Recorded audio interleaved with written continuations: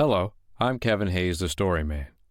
Welcome to the Nightly Bedtime Story Podcast, where you can hear a bedtime story every night. Tonight's bedtime story is The Cunning Hare. I hope you like it. The Cunning Hare. In a very cold country far across the seas, where ice and snow cover the ground for many months in the year, there lived a little hare, who, as his father and mother had passed away, was brought up by his grandmother. As he was too young, and she was too old to work, they were very poor, and often did not have enough to eat. One day, when the little fellow was hungrier than usual, he asked his grandmother if he might go down to the river and catch a fish for their breakfast, as the thaw had come and the water was flowing freely again. She laughed at him for thinking that any fish would let itself be caught by a hare, especially such a young one, but as she had the rheumatism very badly and could get no food for herself, she let him go. "If he does not catch a fish, he may find something else," she said to herself. So she told her grandson where to look for the net and how he was to set it across the river. But just as he was starting, feeling himself quite a man, she called him back. "After all, I don't know what is the use of your going, my boy, for even if you should catch a fish, I have no fire to cook it with." "Let me catch my fish, and I will soon make you a fire," he answered enthusiastically, for he was young and knew nothing about the difficulties of fire-making. It took him some time to haul the net through bushes and over fields, but at length he reached a pool in the river which he had often heard was swarming with fish, and here he set the net, as his grandmother had directed him. He was so excited that he hardly slept all night, and at the very first streak of dawn he ran as fast as ever he could down to the river. His heart beat as quickly as if he had had dogs behind him, and he hardly dared to look, lest he should be disappointed. Would there be even one fish? And at this thought the pangs of hunger made him feel quite sick with fear. But he need not have been afraid. In every mesh of the net was a fine, fat fish, and of course the net itself was so heavy that he could only lift one corner. He threw some of the fish back into the water, and buried some more in a hole under a stone where he would be sure to find them.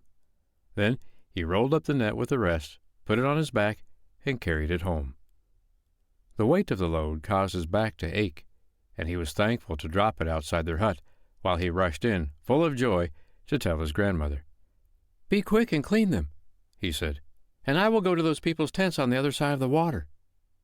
The old woman stared at him in horror as she listened to his proposal. Other people had tried to steal fire before, and few indeed had come back with their lives. But as contrary to all her expectations, he had managed to catch such a number of fish, she thought that perhaps there was some magic about him which she did not know of, and did not try to hinder him. When the fish were all taken out, he fetched the net which he had laid out to dry, folded it up very small, and ran down to the river, hoping that he might find a place narrow enough for him to jump over. But he soon saw that it was too wide for even the best jumper in the world. For a few moments he stood there, wondering what was to be done. Then there darted into his head some words of a spell which he had once heard a wizard use while drinking from the river. He repeated them, as well as he could remember, and waited to see what would happen. In 5 minutes, such a grunting and a puffing was heard, and columns of water rose into the air, though he could not tell what had made them. Then, round the bend of the stream, came 15 huge whales, which he ordered to place themselves heads to tails, like stepping stones, so that he could jump from one to the other till he landed on the opposite shore. Directly he got to the other shore and told the whales that he did not need them any more, and sat down in the sand to rest. Unluckily, some children who were playing about caught sight of him, and one of them, stealing softly up behind him, laid tight hold of his ears. The hare, who had been watching the whales as they sailed down the river, gave a violent start and struggled to get away, but the boy held on tight and ran back home as fast as he could go. "Throw it in the pot," said the old woman, as soon as he had told his story. "Put it in that basket, and as soon as the water boils in the pot, we will hang it over the fire." "Better kill it first," said the old man, and the hare listened, horribly frightened, but still looking secretly to see if there was no hole through which he could escape, if he had a chance of doing so. Yes, there was one, right in the top of the tent. So, shaking himself, as if with fright, he let the end of his net unroll itself a little. "I wish that a spark of that fire would fall on my net," whispered he, and the next minute a great log fell forward into the midst of the tent, causing everyone to spring backwards. The sparks were scattered in every direction, and one fell on the net, making a little blaze.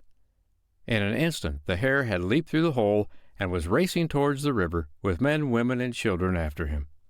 There was no time to call back the whales, so, holding the net tight in his mouth, he wished himself across the river. Then he jumped high into the air and landed safe on the other side, and after turning round to be sure that there was no chance of anyone pursuing him, trotted happily home to his grandmother. "Didn't I tell you I would bring you fire?" said he, holding up his net, which was now burning briskly. "But how did you cross the water?" inquired the old woman. "Oh, I just jumped," said he. And his grandmother asked him no more questions, for she saw that he was wiser than she. The end. Well, now that was a cunning hare indeed.